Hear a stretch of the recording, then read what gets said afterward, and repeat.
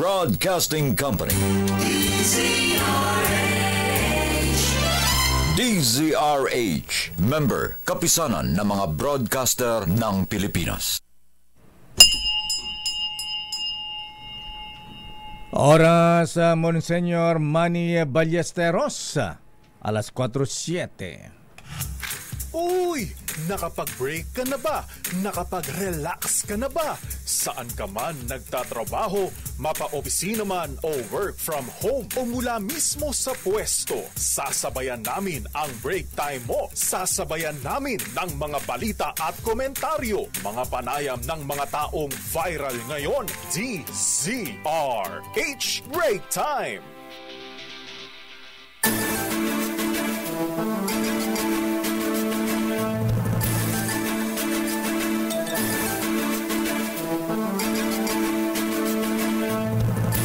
Magandang hapon, Pilipinas. Ako po si Deo Macalma. At sa ngalan po ni Ms. Thea Pecho Corpus, ako po si Jackie Resho. At narito ang headlines ng ating mga balita ngayong araw ng Biyernes. Thank God it's Friday TGIF, January 17.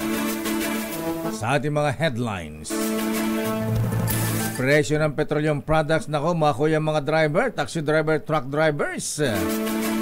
Tataas na mahigit na 2 piso kada litro sa susunod na linggo. Ano ba yan? Pangulong Bongbong Marcos bukas sa hirit na magdeklara ng food security emergency sa bigas. Disbarment case laban kay dating Pangulong Digong Duterte inihain sa Supreme Court. Bakit? Maraming kongresista malamig na sa hirit na impeachment kay Vice President Sara Duterte. PhilHealth nangakong babayaran na ang 10 bilyong pisong utang sa mga ospital.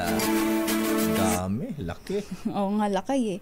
At security guard at vlogger na sa nag-viral na video namumurong kasuhan ng Sampaguita vendor.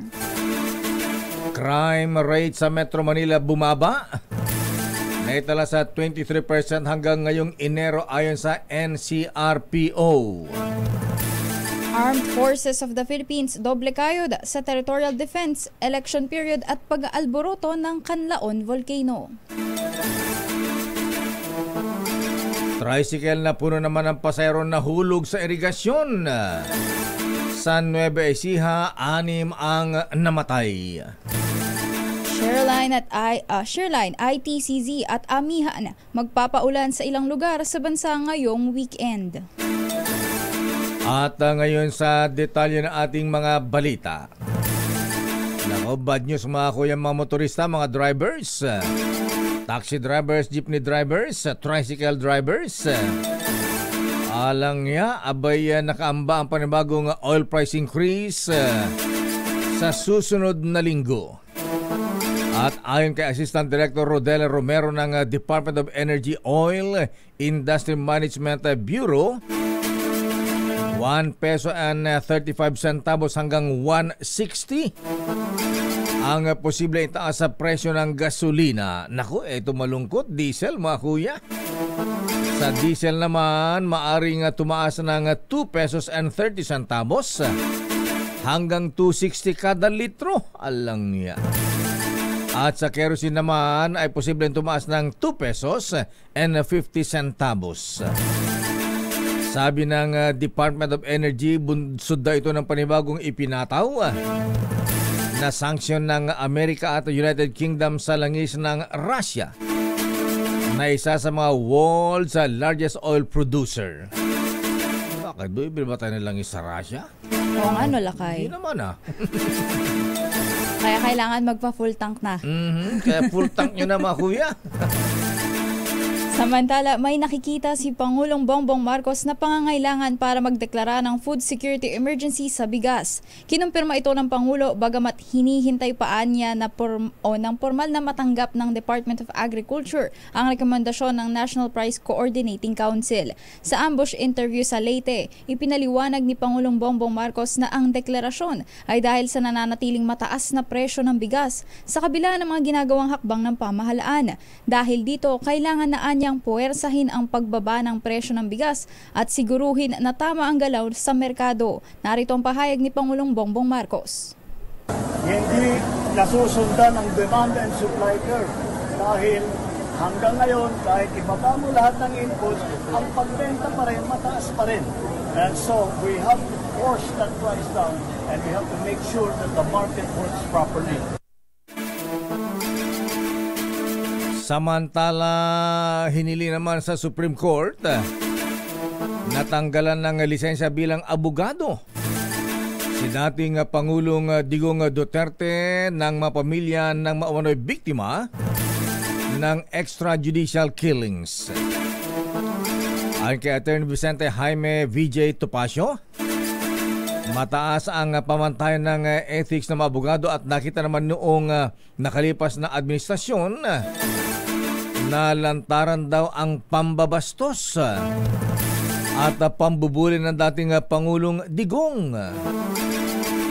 Sinabi pa ni Atty. Topacio na walang karapatan ang dating Pangulong Duterte na maging abogado na ipakita niya kung paano niya hindi sundin at i-shortcut ang mga proseso at baliwalain ang mga batas sa bansa. Anong sabi mo dong? Is dead or alive. Ano, sir? The order is dead or alive.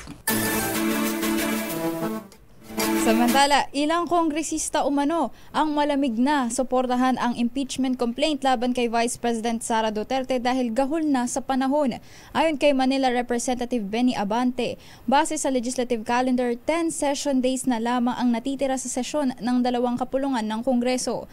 Sa Pebrero anya, simula na ang kampanya para sa 2025 midterm elections, kaya hindi na prioridad ng mga kongresista ang pagsusulong ng impeachment. Sabi ni Abante, hanggang ngayon hindi pa na itatransmit ni House Secretary General Reginald Velasco ang 3 impeachment complaints sa tanggapan ni House Speaker Martin Romualdez. Sa rules, hindi pa makakakilos ang House Committee on Rules para i-transmit sa House Committee on Justice kung hindi pa ito nare-refer ng tanggapan o nai-refer sa tanggapan ng House Speaker.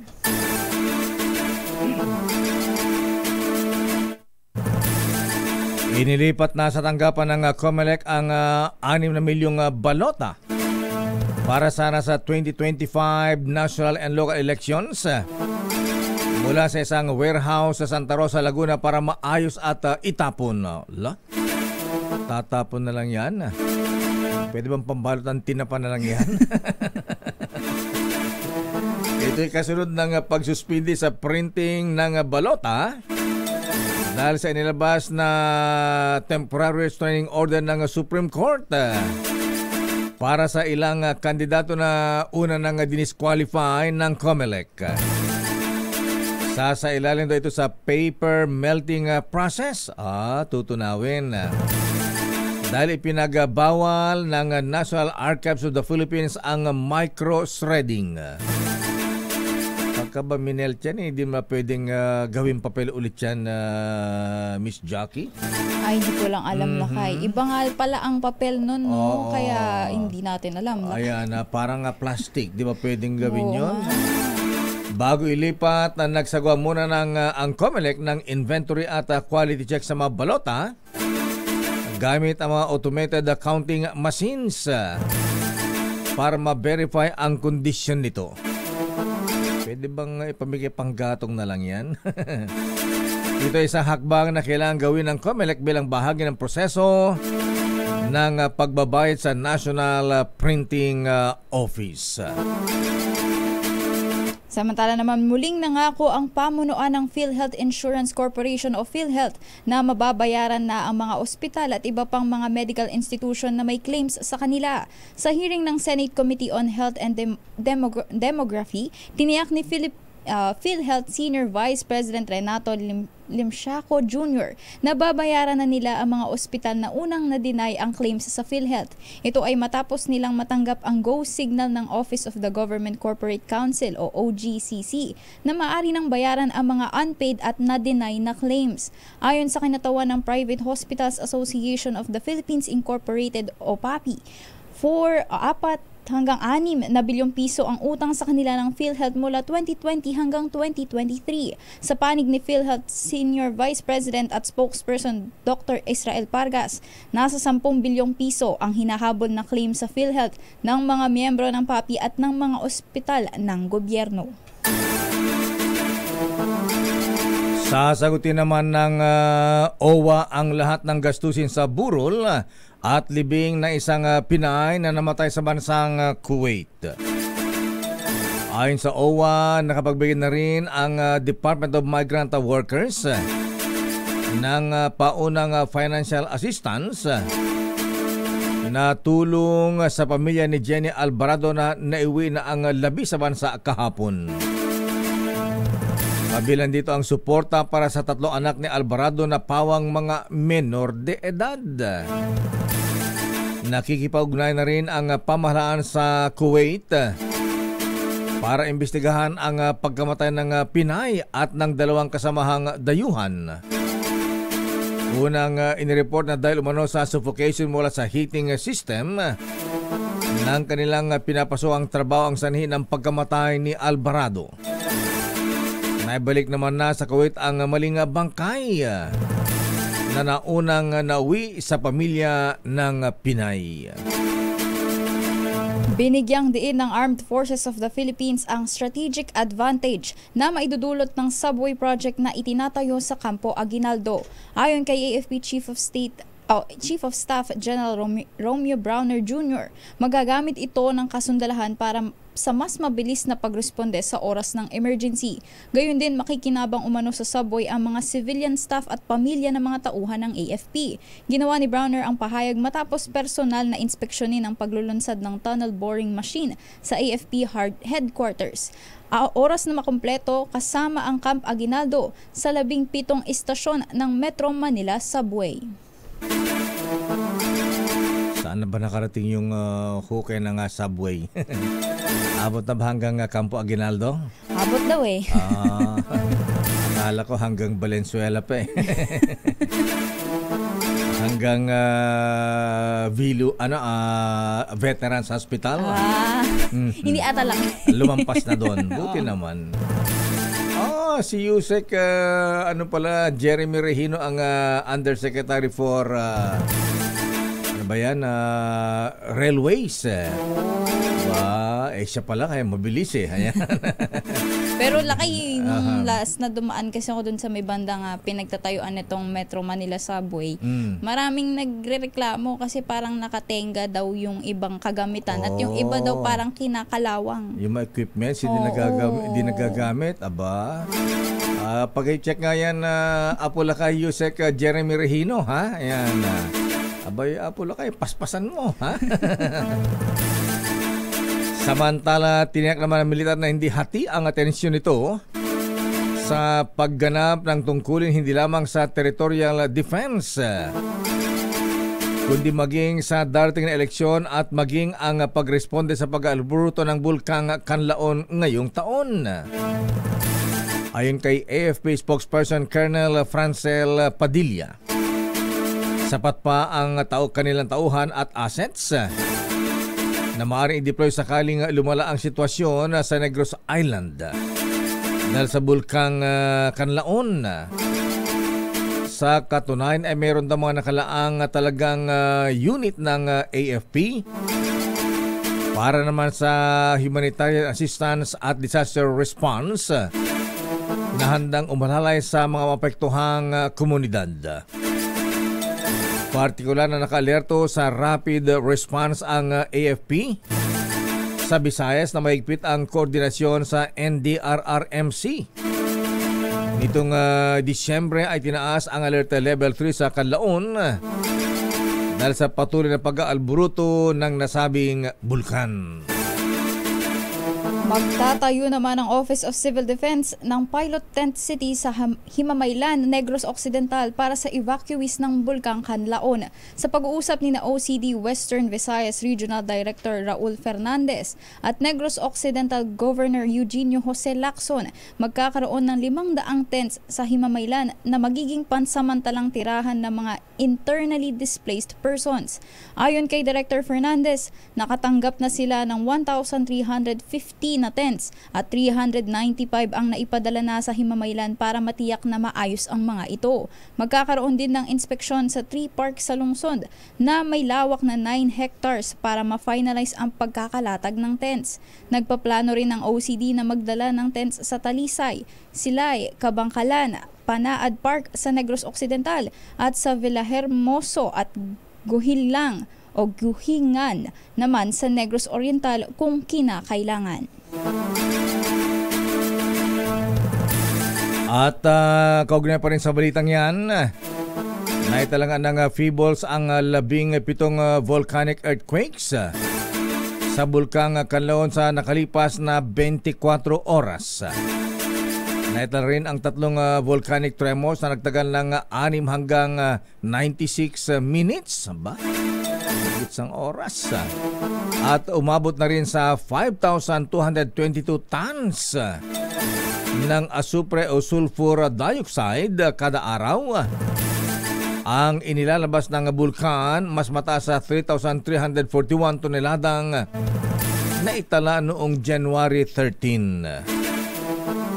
Tuloy-tuloy pa rin ang digasing ng bulkan na may pagbuga ng abo at usok na may taas na 200 meters na napadpad sa timog kanluran ng Negros Island. Samantala, maaaring kasuhan ang mga may-ari ng resort sa Silang Cavite kapag napatunayan na ang mga POGO workers ay knowingly harbored sa kanilang resort para ituloy ang iligal na operasyon. Ayon kay Bureau of Immigration Commissioner Joel Anthony Viado, pwedeng maharap sa kasong paglabag sa Philippine Immigration Law ang mga resort owners. Ito'y matapos maaresto ang 29 na alien sa isang private resort at events place sa Silang kung saan ginawa ang iligal na aktibidad. Ang Presidential Anti-Organized Crime Commission, Philippine National Police Criminal Investigation and Detection Group, Bureau of Immigration's Fugitive Search Unit at Bureau of Immigration Anti-Terrorist Group ang nagsagawa ng operasyon. Babalikan natin lang pang mga balita. Standby sa ating mga reports. Standby ulit. Ano ang latest sa Malacanang? Abay, natuwa ba yung mga taga-Leyte Samar? At iba pang lugar dyan sa Visayas na nabigyan ng pabahay, Miss Let. Standby Milky Gunani, standby Raymond Adpaas. Antabayan ang karagdagang detalye ng balita tungkol naman sa security guard ng SM. At yung vlogger na nag-viral sa video ng batang sampagita vendor.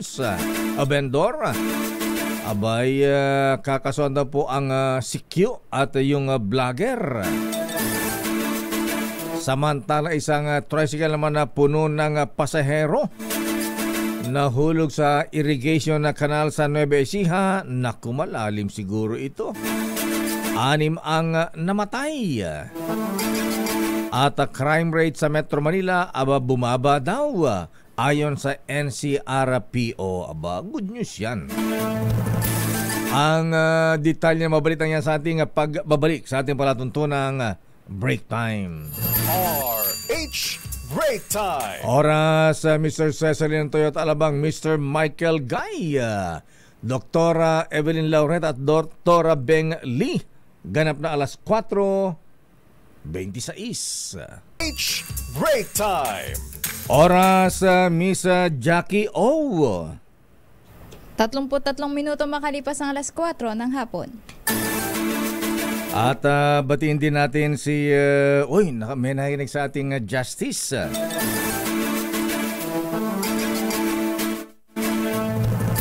Supreme Court Associate Justice Ricardo Rosario. Kuyang Justice, sir. Magandang hapon po at saka si ating Maridor Rosario. Wow!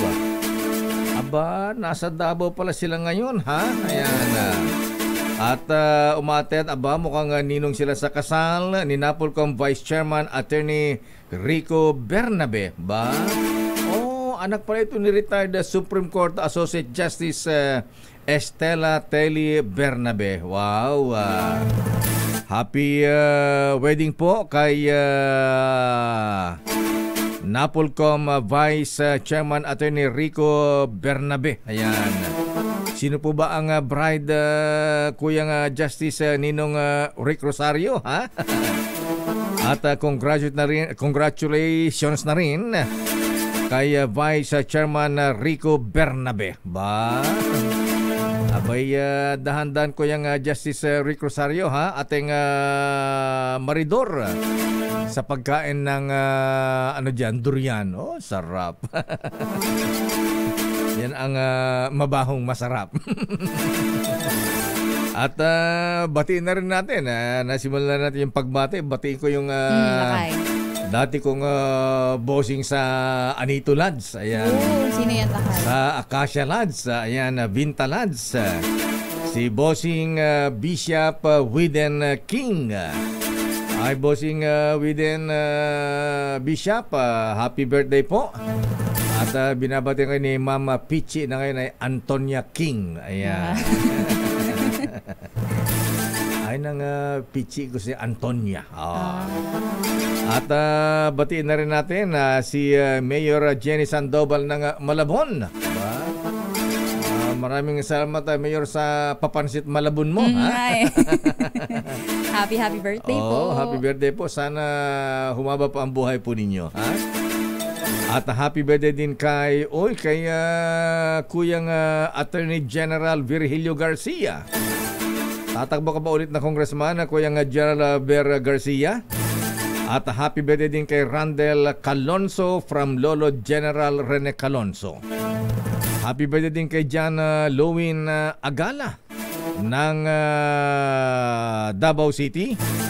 Kay Venerable Edwin Tisoy Lucas ng Kawayan Isabela, Colonel Aladin Collado at si bossing Robbie Hermoso Dicini. Pamangkin ni Herminio Dicini. At happy birthday din kay Kuyang Bugtong. Oy, Kuyang Bugtong Sulpicio, hindi ka nagpaparamdam Kuyang, ha?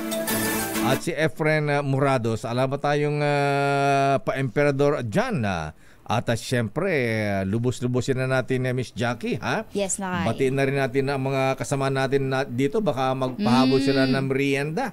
Sino ba yan, lakay? Lalo yata tayo merienda ngayon, Lakay Ray Sibayan, Aba, si Gorgie Rula. Binabati ni Manay Lolit Solis. Si Manoy Ruel Saldico ng Bicol. At si Senator Coco Pimentel. Oy, Senator Coco, happy birthday, ha? Kumusta ang kampanya natin? Tumatakbo nga palang congressman sa Marikina ito, ha? Kalaban si dating si Mayor Marcy Chodoro. At happy birthday din kay sa mga taga DPWH. Batiin nyo ito, baka makalimutan ninyo, ha?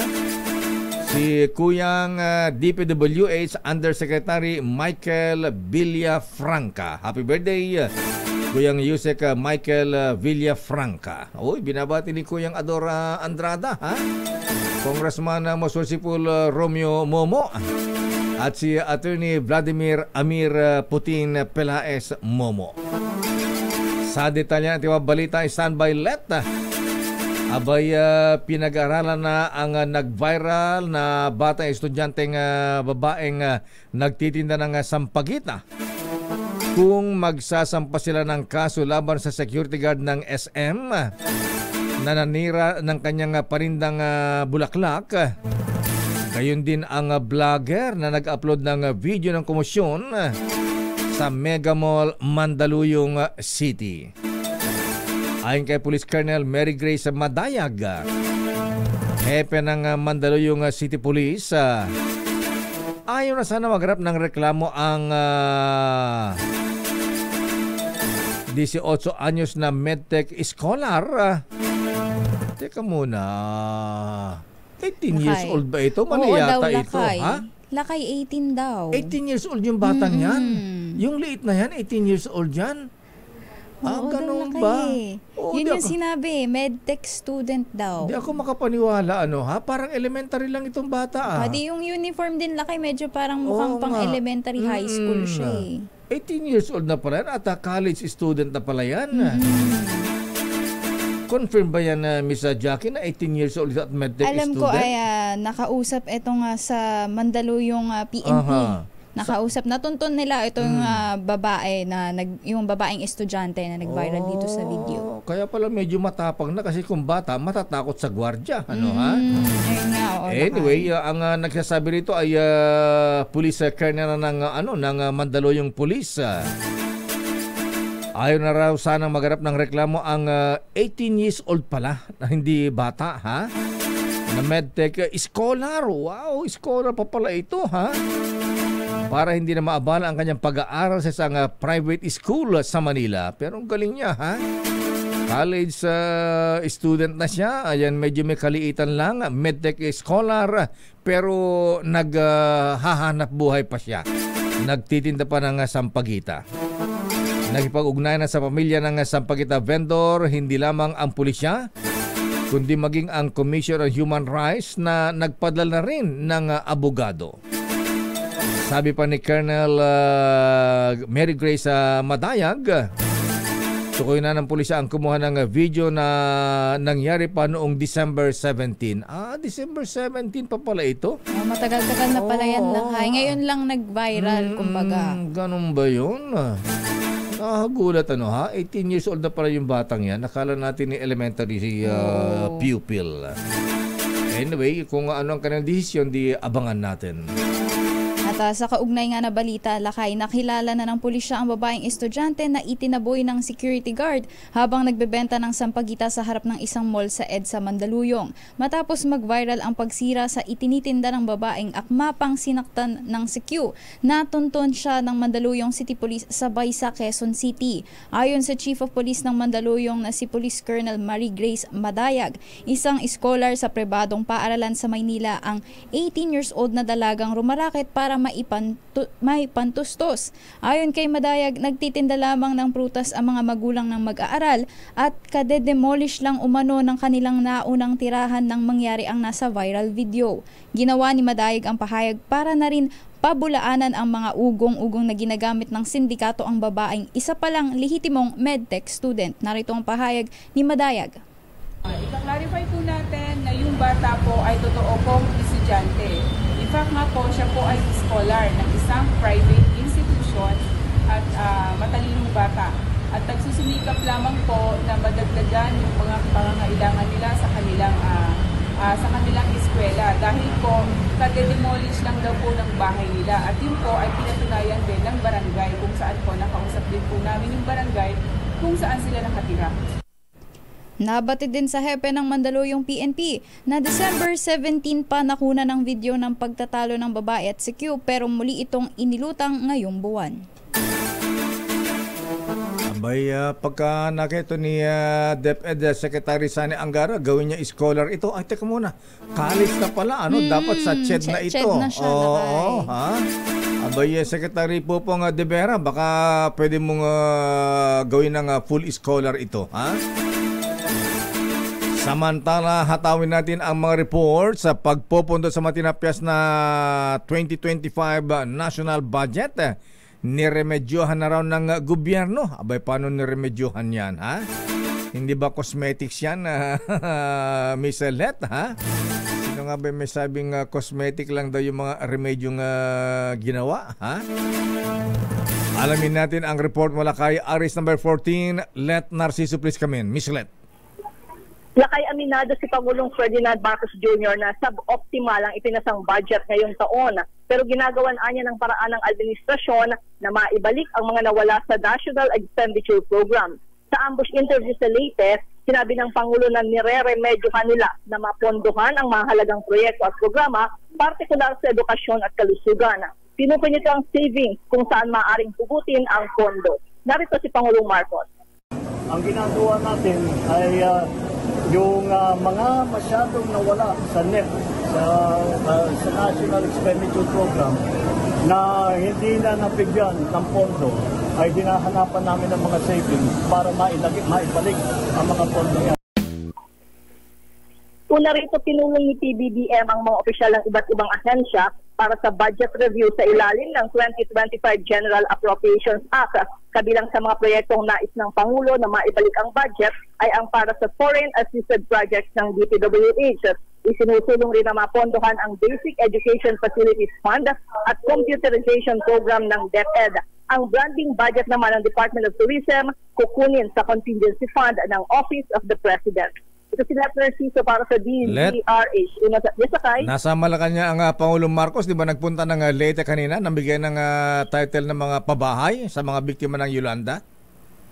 Oo, Lakay, nasa Leyte, pero hindi lang namin alam kung nakabalikan ng Malacanang.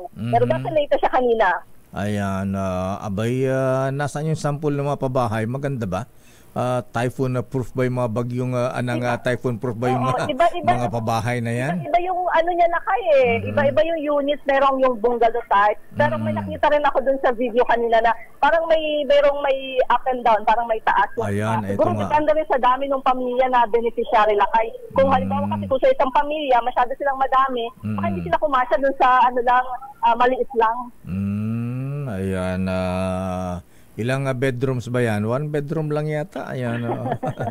Anyway, Lakay, mukhang ganon. Ang importante Lakay ay disaster resilient na yung mga bahay na pinag-ibay na daw at libre Lakay para doon sa mga benepisyaryo ng mga biktima ng bagyong Yolanda. Libre ha? Walang bayad ha? Libre Lakay para sa kanila. Tanggapin yan. Libre pala Baka magtampo ang grasya. At ang sabi Lakay ni Secretary Acuzara, ang direktiba ni Pangulong Marcos, yung lahat ng Yolanda Permanent Housing Program sa Region 8 o sa Eastern Visayas, kailangang matapos ngayong taon. Aba, isunod na rin yung mga taga-Bicol na nawasa ang tahanan itong nakalipas na bagyo. Sila naman. Basta tuloy-tuloy daw yung mga programang pabahay ng administrasyon Lakay, yung 4PH. At sana matupadan ni Secretary Acuzar yung kanyang pangakong 1 million na pabahay sa isang taon. Wala pa yata, kukunti pa lang yata. Mabagal. Kasi hindi daw ganun ka bilis talagang itayo. Pero ang inaasahan, ang sinabi niya Lakay ay darating yung panahon na sunod-sunod na makikitang nakatayo na yung mga pabahay na yan. Malay natin, 2029, mabilis na yan. Slowly but surely daw Lakay. Pagka wala na Pangulong Marcos sa Malacanang. Diyos ko po. Anyway, maraming salamat, Miss Letta. Balik sa iyo Lakay at Jackie.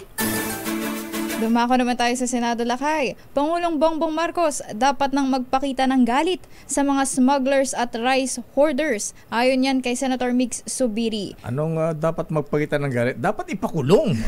Kasuhan, ipakulong, hindi lang galit. Senator Mix. Okay. Ayan. Malaman natin ang detalye mula sa report ni RH28 Raymond Dadpaas. Raymond? Jackie, Mayor, panahon na upang magpakita ng galit si Pangulong Bongbong Marcos sa gitna ng problema sa smuggling at mga nagtatago sa supply ng bigas. Ito ang panghihimok ni Senator Juan Miguel Mig Zubiri sa Pangulo kasi nang hindi masolusyonan ng problema sa supply at mataas na presyo ng bigas. Sabi ni Zubiri, hindi naman kailangan magmura ang Pangulo, ngunit kailangan ng bantaan at tugisin ng mga miyembro ng kartel na nagtatago sa supply ng bigas upang tumaas ang presyo nito. Maliban pa sa pagkarampag sa mga enforcement agencies upang kumilos laban sa smuggling. Hindi na ito panahon upang maging mabait ang Pangulo at gamitin ang pangil ng inanyandahang anti-agricultural smuggling na nagpapataw ng mas mabigat na parusa sa mga smugglers dahil kahit binabaan na ang taripa sa imported na bigas ay hindi naman bumaba ang presyo nito sa mga pamilihan. Kung kailangan, bumuo ang Pangulo ng isang task force na magbabantay sa supply at presyo ng bigas. Pangunahan ito ng kalihim ng Department of Agriculture at maging membro ang lahat ng mga law enforcement agencies gaya ng Bureau of Customs, Bureau of Internal Revenue, ang Philippine National Police at iba pa. Ang mga hindi kikilos sa kanila ay dapat sibaking ang namumuno. Ito si RH23. Alam mo, Raymond, mukhang dapat magsampol talaga ang Pangulong Marcos. Wag lang galit, ha? Kasuhan, magpakulong siguro. Pwedeng gaya niya ng konti, ha? Si President Xi Jinping, ayan. Sabi nga ni Donald Trump kay Xi Jinping, brilliant leader and have a leadership of leadership with iron fist. Ayan. Oh. Siguro yan ang kailangan. Kaya lang mukhang binabalansa yata ng Pangulong Bongbong Marcos. Baka sabihin pagka gumamit ng iron fist, anak ko, diktador na yan. Parang yung tatay. Masyado daw kasi baka mag-flashbacks daw. Lakay, wag na daw muna. Ayan. Pero ilalagay sa lugar. Ayan, hindi naman siguro magdideclare ng martial law. Ang kailangan dyan mag-sample. Kailangan din ng paminsan-minsan may iron fist ang ating presidente laban sa mga hoarders, smugglers, Raymond. Yun ang pagkakabanggit. Pero kumbaga yung kasing aminado naman kasi ang lahat ng ating mga senador na nakakausap, Mayor, masyadong mabait ang Pangulo. Kaya kuminsan dapat yung mga alter ego din naman, sila na ang gagawa nung yung mga dapat gawin dahil yung problema ng presyo ng bigas, Mayor, hindi lang naman ngayon, kundi matagal ng problema yan. At ang siste, hindi na lang bigas ngayon, damay pa yung iba pang mga agricultural products. Ayan, dapat siguro ang presidente, kung ayaw niya, dapat may bastonero siya. Di ba? May ikangalakay, good cup, bad cup. Anyway, okay. Sige, ano ang latest sa Senado, Raymond? Yung sa Senado naman, hindi masyadong ngayon, dahil Mayor, mukhang dahil masikip na yung panahon ng natitira pang sesyon, kanya-kanyang habol ng mga priority bills na ma-aprobahan within this time. Dahil kapag hindi na dito na-aprobahan sa panahon na ito, medyo malabo na. Ngayong 19th Congress, ang anumang kanilang panukalang batas na isinusulong na dapat may ma-aprobahan dahil hanggang February 7 ang sesyon na lamang ngayon, Mayor, at kampanyahan na. Oy, controversial yata yung bill ni Senator Risa Ontiveros, Raymond, na yung sex education subject sa mga bata. Oo, sa elementary ba yun o sa high school? Hindi lahat, Mayor, lahat. All levels. From elementary to college, kumbaga, nalakay. Kaya isa-isang hindi ko alam kasi maliban kay Senator Risa, mukhang wala pang ibang matapang na nagsasalita pabor. Lahat medyo parang nag-atrasan na. Para impeachment, nag-atrasan kasi election na. Pero ang ano naman doon, Mayor, is kailangan daw amiandahan. Doon sa original na pagkakasulat niya, marami ang ayaw. Gusto nila tanggapin yung mga amendment at linawin yung pinagbabatayan ng international standards pagdating sa sex education na dayo. Ayan, siguro ano na lang yan sa di ba, Dr. Ruel Aguila, yan, kumusta ba ang turo mo sa UP, ha? Abay, siguro ibalik yung GMRC, Good Manners and Right Conduct, pwede siguro i-inject yan, ayan, di ba? Para hindi masyadong obvious. Saka yung Mayor, amoy lumalabas sa mga pag-aaral ang tindi ng epekto ng social media. Ay, totoo yan. Yung simula nung nauso daw yung internet, yan na apekto doon sa problema natin sa teenage pregnancy. Oo nga pala, sa Australia, naging batas na ba yung bawal restriction lakay, social media sa mga 16 pababa? Oo, lakay. Kaso naman lakay, ang inaano nila doon ay pwedeng dayain yung age, kumbaga. Kaya ang titignan ngayon dyan, paano nga i-implementa. Gagaling ng mga bata kayo, magaling pa sa mga matatanda. Mga senior, sa mga bata nagpapaturo na pagdating sa gadget. Ayun, yun na nga, may good side ang internet. Ang matindi ay nakikita nila doon sa pag-aaral pagdating sa teenage pregnancy. ang laki ng epekto ng paggamit ng social media. Ayan, kita mo, social media, may pornography pa ngayon, ha? Mr. Vic Del Rosario, yung Viva Max, babes. Diyos ko, ano ba nangyayari sa ating bansa ngayon, sa mundo ngayon? Anyway, sige, maraming salamat, Raymond. TGIF, hanggang dito sa Friday. Yes, sir. At Jackie, ito si RH28, Raymond Advance para sa DZRH sa Pilipinas, una sa Pilipino. Samantala, Philippine National Police ipinatawag ang CQ, ayan, at ang kanyang security agency sa nangyaring viral incident kaugnay ng Sampaguita vendor, Sampaguita girl. Hindi na girl ayan, college na pala ha? Medtech ba? Medtech scholar pala. Oo, lakay. RS number 52, Edniel Parrosa, please come in. Edniel. Ipinatawag na lakay ng PNP Supervisory Office for Security and Investigation Agencies o PNP SOSIA ang gwardiya at security agency nitong sangkot sa viral na pagpapalaya sa babaeng nagbebenta ng sampagita sa tapat ng isang mall sa EDSA Mandaluyong. Ayon kay Police Lieutenant Colonel Yudisan Gulciano, tagapagsalita ng PNP Civil Security Group, naipadala na nila ang summon sa CQ at hindi na pinangalan ng agency nito. Inaasahang susulpot sa Kampo Krami ang mga nabanggit susunod na linggo kung saan sila ipagpapaliwanagin kaugnay na nangyaring insidente. Makikita sa video na sinira ng gwardyang sampagitan ng babaeng na pag-alamang 18 anyos na medtech student bago siya umakmang sinipa ng vendor. Sa pangayam ng reporters, sinabi ni Gulciano na December 17 pa nangyari ang nasa viral video pero hindi ito nagawa ng incident report, bagay na isa sa mga sinisilip na pananagutan. Pakinggan natin si Colonel Gulciano. Definitely, kung hindi po mag-appear itong security guard at ang ating security agency, maaari po na kami mag-initiate ng filing na po ng administrative complaint. Ma'am, binanggit mo walang incident report? May initial violation na ba yun? Yes, yun po yung tinitingnan natin kasi kung may incident na gano'n, dapat po ang security agency or yung supervisor niya doon sa establishment ay merong incident report. Babala ng opisyal, maaring masuspende ang gwardiya o ma-revoke ang kanyang lisensya sakaling mapatunayang may ginawang irregularidad. Ito si Edniel Parrosa, nag-uulat para sa DZRH. Una sa Pilipinas, una sa Pilipino. Maraming salamat, Edniel. Edniel. I-revoke yung lisensya, mga gwardiya sumusunod lang sa Oo nga, lakay Sumusunod sa lang order. naman Oo, baka naman sinabi sa kanila, dapat walang nagbebenta dyan. Biglang, ayun. Yes, ang problema lang kasi lakay, yun nga nakita, tinadyakan niya Actually, hindi naman tadyak yun Parang hawi lang, hindi naman sipa Yan, parang nagtaboy ka lang ng aso na hinawi yung paa. Hindi naman sipa yun Yan. In fairness naman dun sa gwardiya. Ayan. Ayun din, marami nga din nagko-comment lakay na sana suspension. Wag naman revoke nung kanyang lisensya dahil sumusunod lang din sa utos itong security guard. Yung kuwan no ID, no entry lang. Mapapaaway ka na. Totoo lakay. Ayan. Sige.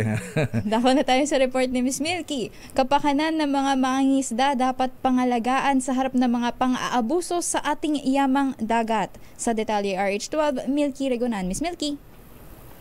Jackie at Lakay, pinulong ni Bicol Saraw Party List Representative Brian Yamsuan ang mga opisyal ng Bureau of Fisheries and Aquatic Resources sa harap ng pang-aabuso sa ating yamang dagat. Ang kay Yamsuan, Chairman ng House Committee on Aquaculture and Fisheries Resources, layunin ng pulong na bigyan ng proteksyon ang kapakanan ng mga maliit na mangisda at mapigil sa pang-aabuso sa yamang dagat ng ating bansa.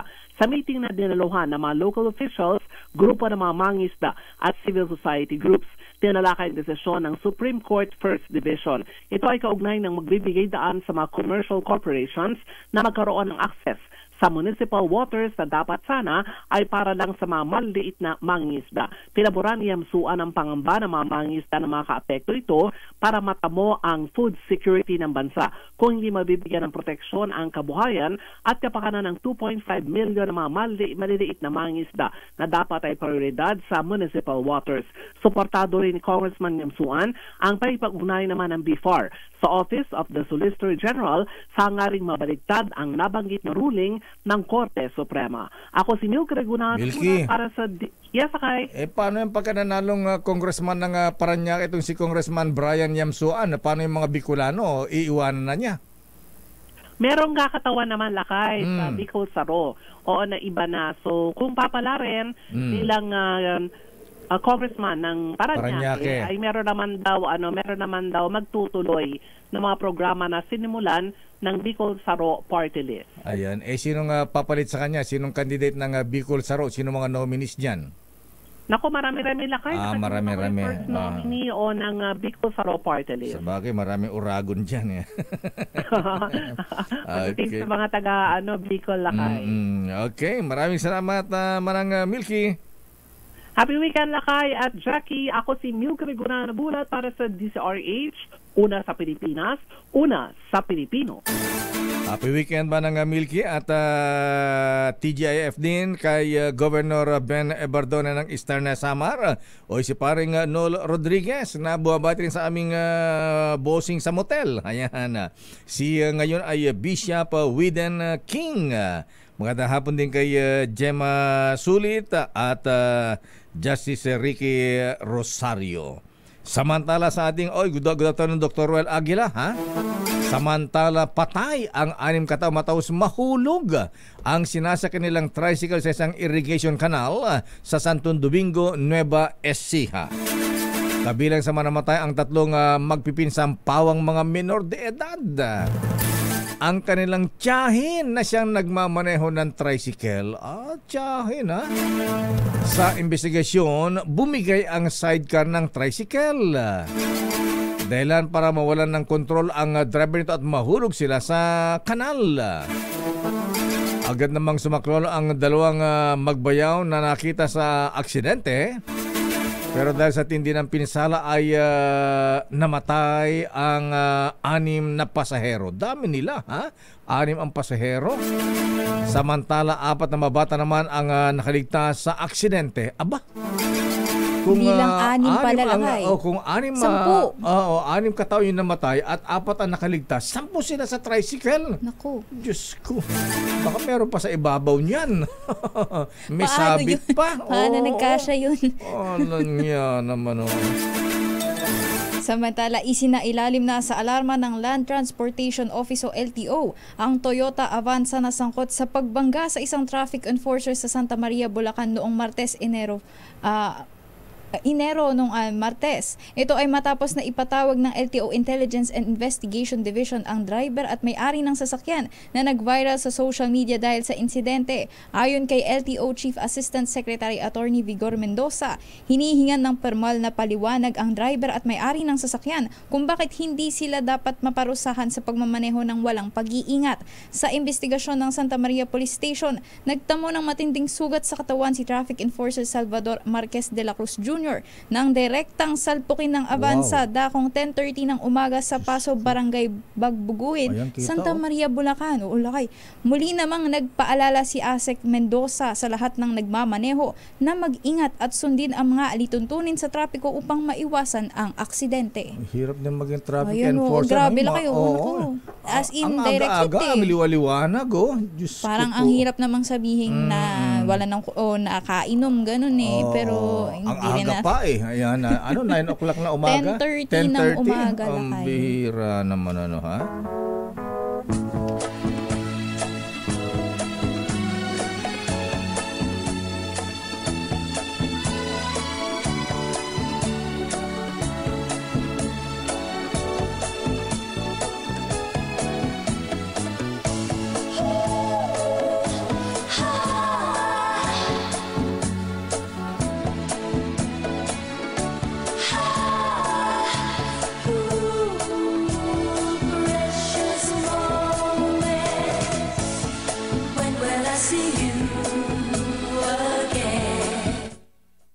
Lunes po tayo ulit, Miss Jackie.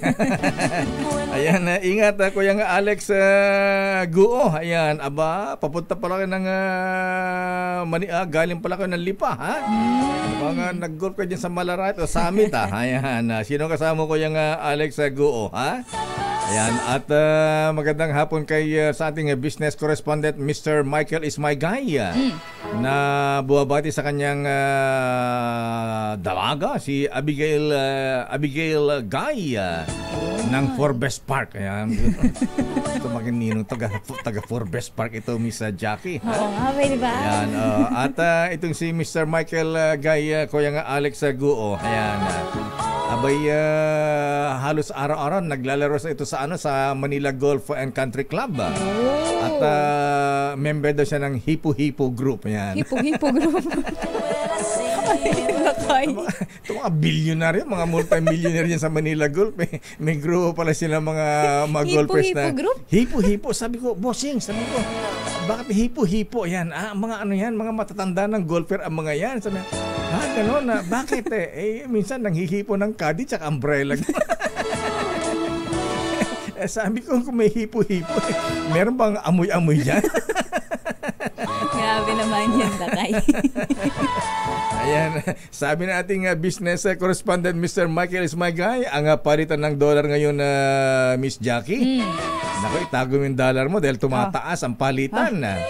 Kung kahapon ay 58.61, ngayon ay tumaas ang palitan 58 pesos and 64 centavos. Nako. Hintay-hintay pa ako. Hintay-hintay pa natin, ha?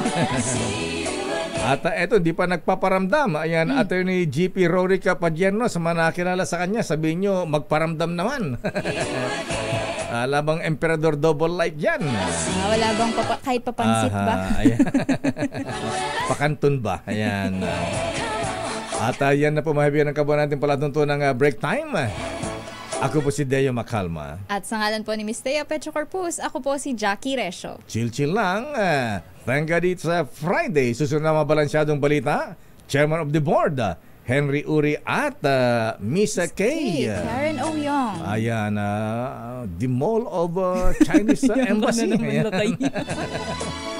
Paano ang debriefing sa paano ang Matagal nang nakauwi lakay. Ganun ba? Dududan ako baka pumalit to kay Alice Guo ha? O yung TV reporter ng China ng taga Phoenix. Ayan. Nakipag-date sa ilang military officers. Hindi wala naman daw ganun lakay. Wala. Meron. Kinukumpir na aking mga bubit ng mga militar. Ayan. Kakaiba talaga yung bubit mo lakay. Siyempre, alam mo naman ating mga bubit yan. Bye-bye. Ingat. Thank God it's Friday. Happy weekend. Yes. See you next week. Oras sa ganap ng alas 5. Ang balitang ito at ay hatid sa inyo ng minutos. Makati Med Outpatient Center at Discovery.